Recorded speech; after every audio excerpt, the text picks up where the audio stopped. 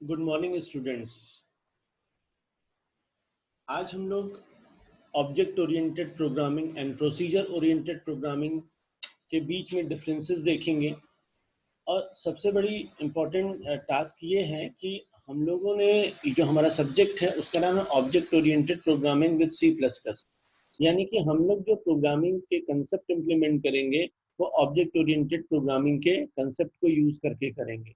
लेकिन सबसे पहले हम ये जानना चाहेंगे कि ऐसा क्या था प्रीवियस लैंग्वेज में जिससे कि हमें ऑब्जेक्ट ओरिएंटेड प्रोग्रामिंग की जरूरत पड़ी। यानी कि ऑब्जेक्ट ओरिएंटेड प्रोग्रामिंग से पहले हमारे पास प्रोसीजर ओरिएंटेड प्रोग्रामिंग का यूज था। देखते हैं हम लोग। Now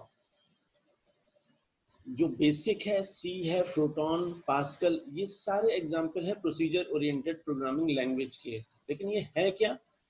A program contains a list of instructions which are executed to perform some task। यानी कि इसमें प्रोसीजर ओरिएंटेड प्रोग्रामिंग में क्या होता है, लिस्ट ऑफ इंस्ट्रक्शन होते हैं जो किसी पर्टिकुलर टास्क के लिए बनाए जाते हैं और वन बाय वन वो एग्जीक्यूट करते हैं।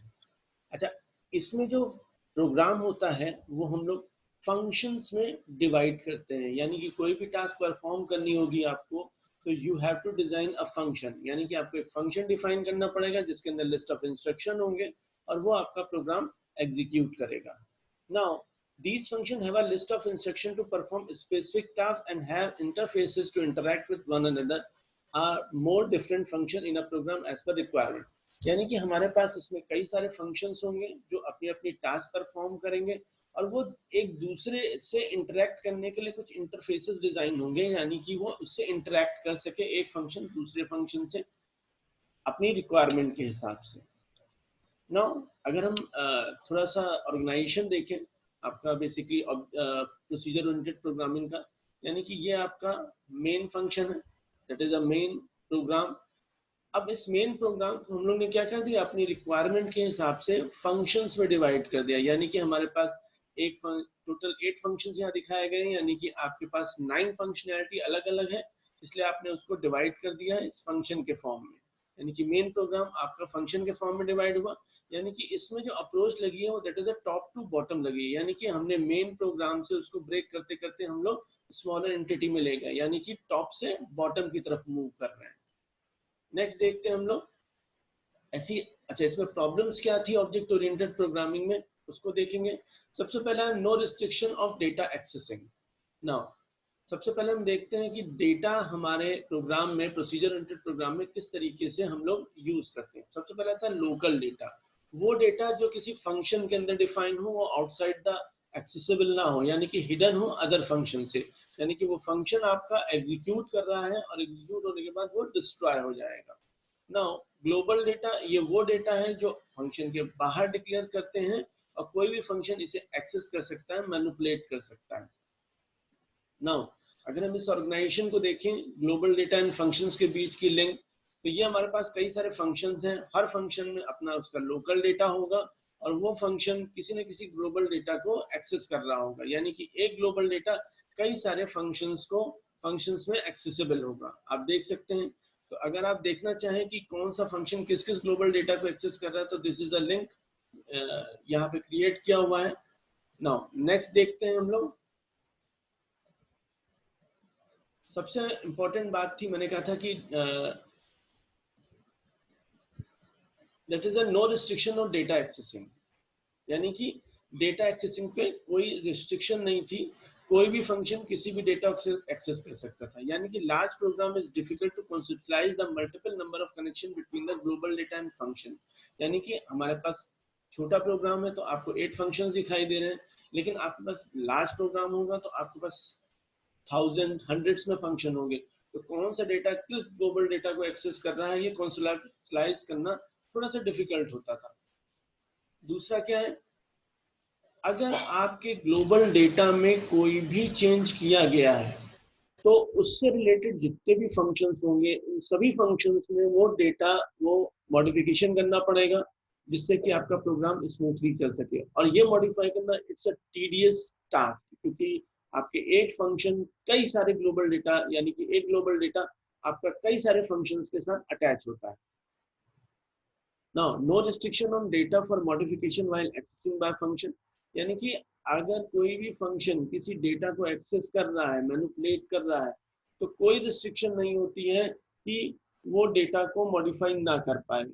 हर फंक्शन किसी भी डेटा को मॉडिफाई कर सकता है, यानी कि कोई डेटा की सिक्योरिटी नहीं प्रोवाइड की गई है।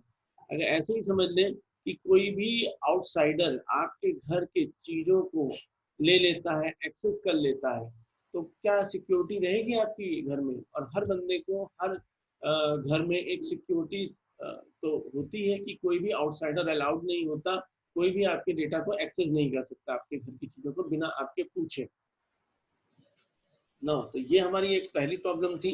अच्छा, दूसरी प्रॉब्लम थी हमारी unable to model the real world. अब ये रियल वर्ल्ड क्या है, पहले तो ये देखते हैं, ये मैं आगे भी बताऊंगा ना। रियल वर्ल्ड क्या है?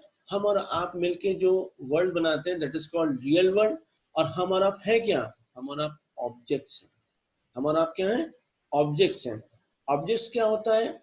ऑब्जेक्ट वो होता है जिसकी अपनी कुछ प्रॉपर्टी होती है और जिसकी अपनी कुछ बिहेवियर होता है। जैसे आपकी अपना जो डेटा है, दैट इज आपका नाम है, आपका रोल नंबर है, आपके मार्क्स हैं, आपके फादर्स नेम है, एड्रेस है, मोबाइल नंबर है, फोन नंबर है, आपका स्ट्रीट एड्रेस है। तो दीज आर द डेटा जो आप कंटेन कर रहे हैं। Every object contain some data.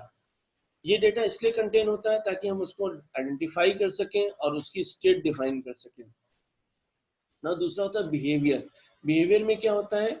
हर ऑब्जेक्ट का अपना बिहेवियर होता है, यानी कि उसके अपने पास फंक्शन होंगे। जैसे आप खाते हैं, सोते हैं, खेलते हैं, पढ़ते हैं, तो these are your functions, behaviour. आप मतलब ये बिहेव करते हैं। तो चूंकि हमारा रियल वर्ल्ड ऑब्जेक्ट के बेस पर है और हमारा जो प्रोसीजर ओरिएंटेड प्रोग्रामिंग है वो किसके बेस पर है? फंक्शंस के बेस है। यानी कि प्रॉब्लम को किस में डिवाइड कर रहा है? फंक्शंस में। तो फंक्शंस को ऑब्जेक्ट के साथ मैप करना इट्स अ टीडियस टास्क, क्योंकि हमारे पास ऑब्जेक्ट में एक से ज्यादा फंक्शन होंगे और यहाँ पे हम फंक्शंस को अलग अलग बनाते हैं। तो ये एक सबसे बड़ा ड्रॉबैक है, that is a procedure does not map the function with the real world, because real world based on the object which has properties and behavior.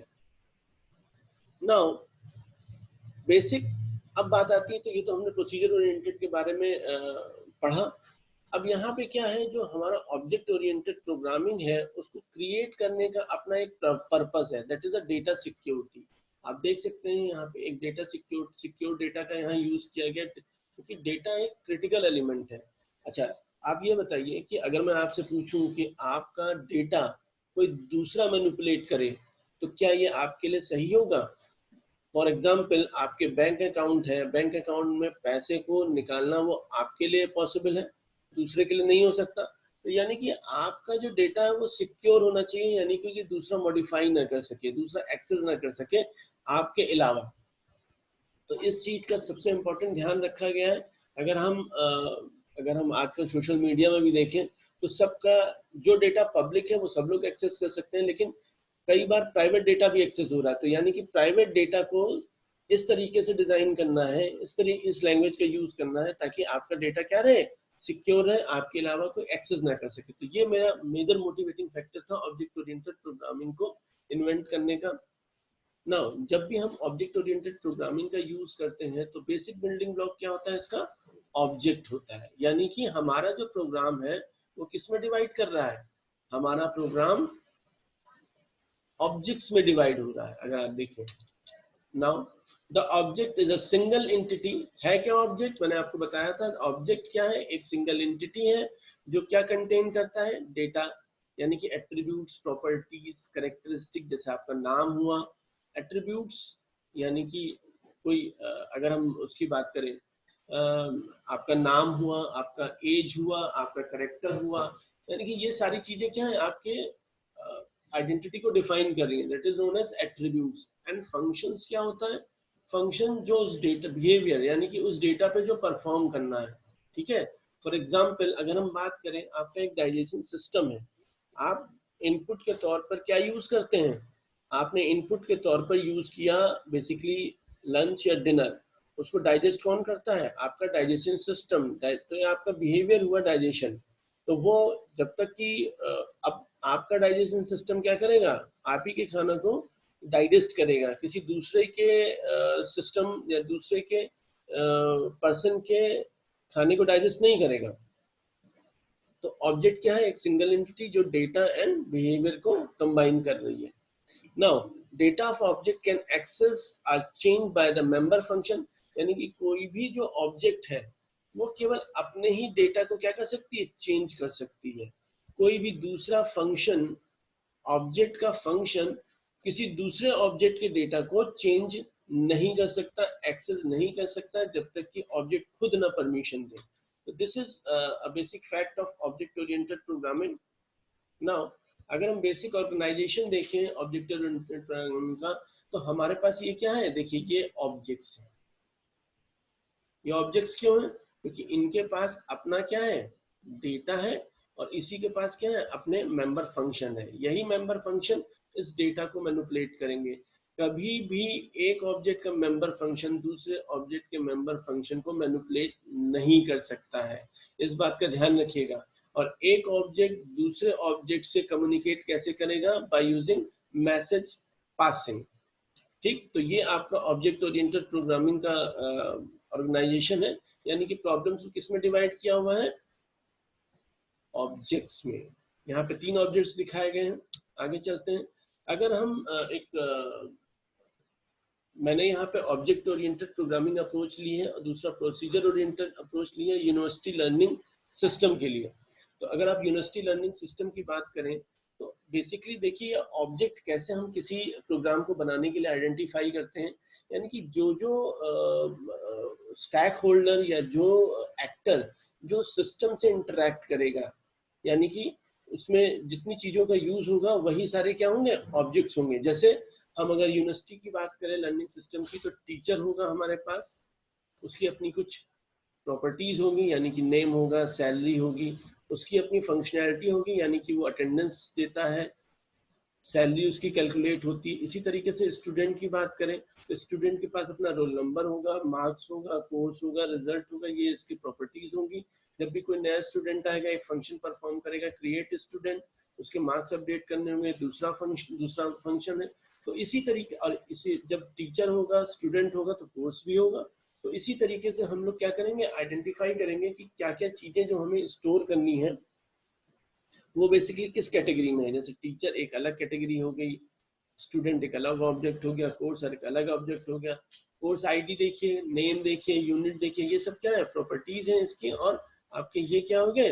ये बिहेवियर हो गए। यानी कि ये हमारा ऑब्जेक्ट ओरिएंटेड अप्रोच को यूज करके यूनिवर्सिटी लर्निंग मैनेजमेंट सिस्टम बनाया गया है, जिसमें कि 3 ऑब्जेक्ट आइडेंटिफाई किए गए हैं।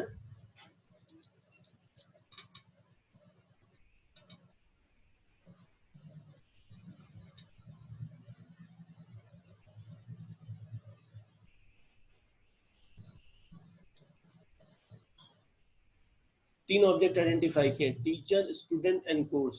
अब यही चीज हम प्रोसीजर ओरिएंटेड में देखते हैं।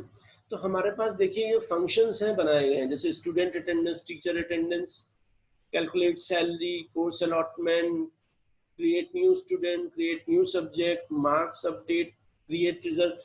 यानी कि जितने फंक्शंस हैं हम लोगों ने प्रोग्राम को उतने ही फंक्शंस में डिवाइड कर लिया है। और इसमें जो ग्लोबल डेटा यूज हुआ है वो हुआ है आपका, जैसे स्टूडेंट है, स्टूडेंट की इंफॉर्मेशन स्टोर करेगा, कोर्स की इंफॉर्मेशन स्टोर करेगा, टीचर की इंफॉर्मेशन स्टोर करेगा। और ये जो डेटा है वो कोई भी फंक्शन इसको एक्सेस कर सकता है। ठीक है, तो this is the 2 type of approach जो हम यहाँ पे ऑब्जेक्ट ओरिएंटेड अप्रोच का यूज करेंगे। मैंने आपको बताया कि हम काम इससे भी कर सकते हैं, इससे भी कर सकते हैं, लेकिन 2 चीजें हैं, एक तो डेटा सिक्योरिटी नहीं है और एक रियल वर्ल्ड के प्रॉब्लम को नहीं सॉल्व कर पाता प्रोसीजर ओरिएंटेड प्रॉब्लम प्रोग्रामिंग। ठीक है, अब आगे देखते हैं हम लोग।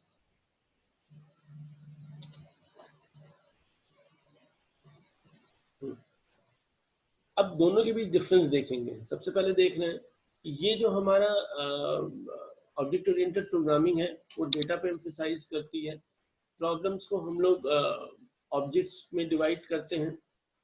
डेटा सिक्योरिटी प्रोवाइड करती है ताकि कोई भी दूसरा ऑब्जेक्ट आपके डेटा को एक्सेस ना कर सके। Define data of one object, यानी कि एक ऑब्जेक्ट का डेटा दूसरे ऑब्जेक्ट के डेटा को एक्सेस नहीं कर, दूसरा ऑब्जेक्ट नहीं एक्सेस कर सकता। तीसरा क्या है? ऑब्जेक्ट का फंक्शन, जो ऑब्जेक्ट का फंक्शन होता है वही केवल उस अपने डेटा को चेंज कर सकता है। ये बॉटम अप अप्रोच पे काम करता है, यानी कि आपको ऑब्जेक्ट्स को कंबाइन करके कंप्लीट प्रोग्राम बनाता है, यानी कि ये बॉटम अप अप्रोच हो रही है।